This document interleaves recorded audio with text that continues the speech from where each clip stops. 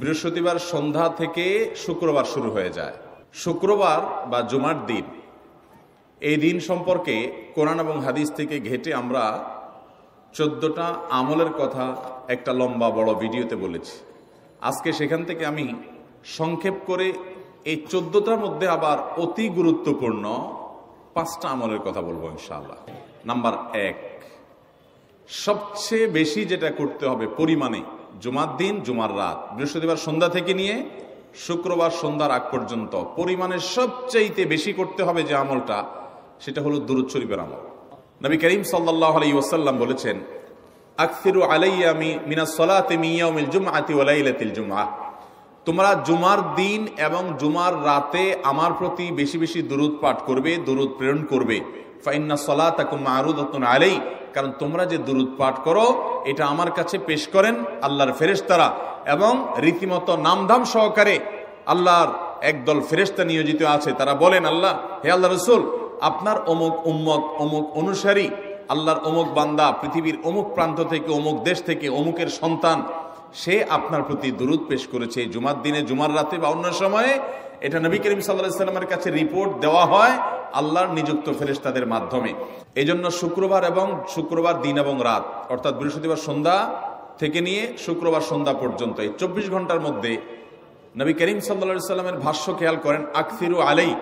ওলামা একরাম জানেন নবী আলাইহিস সালাম সাধারণত কোনো আমল পরিমাণে বেশি করতে বলতেন না। পরিমাণে বেশি করতে বলার মতো আমল খুব কম ইসলামে। গোটা কোরআন যদি খোলেন আপনি, পরিমাণে অধিক করতে বলা হয়েছে এরকম আমল খুব বেশি পাবেন না। তোমরা বেশি বেশি করে নামাজ পড়ো, বেশি বেশি করে রোজা রাখো, এরকম কথা কোরআন হাদিসে নাই। অবশ্যই একজন ইমানদার 5 ওয়াক্ত ফরজ নামাজের পাশাপাশি অধিক পরিমাণে নফল নামাজও পড়বেন, সেটা ভিন্ন কথা। কিন্তু কোরআনে বেশি পরিমাণে আল্লাহর জিকির করার কথা বলা হয়েছে। আর নবী করিম সাল্লাল্লাহু আলাইহি ওয়াসাল্লাম বৃহস্পতিবার সন্ধ্যা শুরু হলে শুক্রবার সন্ধ্যার আগ পর্যন্ত বেশি পরিমাণে করতে বলেছেন যে কাজটা, সেটা হলো দুরূদ শরীফের আমল। দুরূদের এই আমলটা, এটা করার জন্য আল্লাহ তাআলা এমন সহজ করে দিয়েছেন যে অজুর প্রয়োজন নাই। আপনার অজু নাই, তারপর আপনি দুরূদ পাঠ করতে পারবেন। এবং আপনি এই বড় দুরূদ পড়ার মতো সময় নাই, তো আপনি একেবারে সবচেয়ে সংক্ষিপ্ত দুরূদ পড়েন সাল্লাল্লাহু আলাইহি ওয়াসাল্লাম, তাতেও দুরূদ পাঠের সওয়াব পাবেন। আমলটা করবো তো ইনশাআল্লাহ।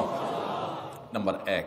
নাম্বার 2, জুমার দিন উপলক্ষে অন্য যে কোনো দিনের চাইতে জুমার দিন অর্থাৎ শুক্রবারের ফজর নামাজ পুরুষরা মসজিদে জামাতের সাথে পড়বেন।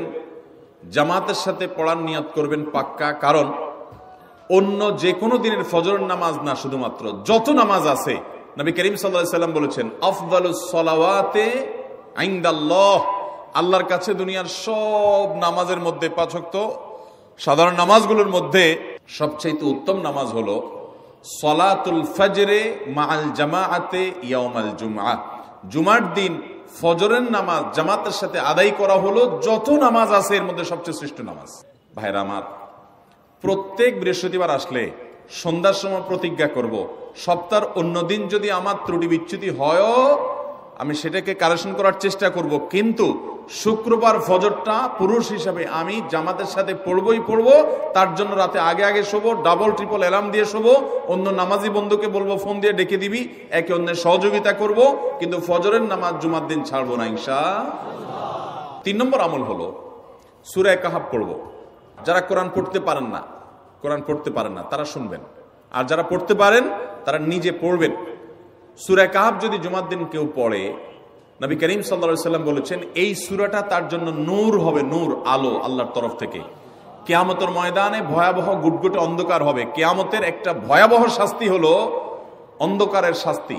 ভাইরা আমার, অন্ধকারের শাস্তি মানে এমন ভয়াবহ অন্ধকার হবে যে দুনিয়ার অন্ধকারের সাথে কোনো তুলনাযোগ্য নয়। সেই ভয়াবহ অন্ধকারে কিছু আমল আছে যে আমলগুলো মানুষের ওই অন্ধকারের মধ্যে আলোর কাজ দিবে। এর মধ্যে একটা হলো এই সূরা কাহাফ। অন্য অনেক উলামা ইকরাম বলেছেন এর ব্যাখ্যা হলো সূরা কাহাফ যদি কেউ এক বৃহস্পতিবারে পড়ে, পরের বৃহস্পতিবার পর্যন্ত, এক শুক্রবারে যদি পড়ে, পরের শুক্রবার আগ পর্যন্ত পুরো সপ্তাহব্যাপী তার ভিতরে নূর, ঈমানের নূর, তাকওয়ার নূর, ইলমের নূর, আমলের নূর, ভালো মানুষ হওয়ার নূর তার ভিতরে আল্লাহ তাআলা সৃষ্টি করে দিবেন। তো নবী সাল্লাল্লাহু আলাইহি ওয়াসাল্লাম বলেছেন সূরা কাহাফের প্রথম 10 আয়াত যদি কেউ মুখস্থ করে, তো এই ব্যক্তিকে আল্লাহ রাব্বুল আলামিন এবং যদি তেলাওয়াত করে, এই ব্যক্তিকে আমলের মাধ্যমে দাজ্জালের ফিতনা থেকে আল্লাহ বাঁচিয়ে রাখবেন। অতএব জুমার দিন প্রত্যেক শুক্রবারে সূরা কাহাফ পড়ব তো ইনশাআল্লাহ। 4 নম্বর আমল হলো, দুনিয়াতে যত ফজিলতপূর্ণ আমল আছে এর মধ্যে সবচেয়ে বেশি ফজিলতপূর্ণ আমল এটা। খুব সহজ আমলটা, খুব সহজ। প্রত্যেক শুক্রবার আমরা এটা করতে পারি। জুমার দিন আগে ঘুম থেকে উঠে উত্তম রূপে গোসল করে মসজিদে আগে আগে গিয়ে পায়ে হেঁটে গিয়ে সামনে সামনে ইমাম সাহেবের কাছাকাছি গিয়ে বসা, অনর্থক কথা কাজ না করা, তেলাওয়াত জিকির আজকারে মশগুল থেকে নামাজটা পড়ে বের হয়ে আসা, এই কাজ, এই কয়েকটা কাজ যদি করে তাহলে কাজ কয়টা হলো? আগে আগে ঘুম থেকে উঠা, ওই যে ফজর নামাজ জামাতের সাথে পড়া ইত্যাদি, গোসল